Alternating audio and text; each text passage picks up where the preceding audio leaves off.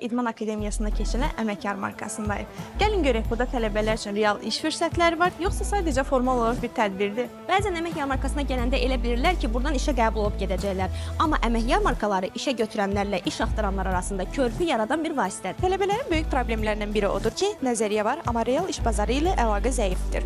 Belə tədbirlər o boşluğu biraz da olsa bağlayır.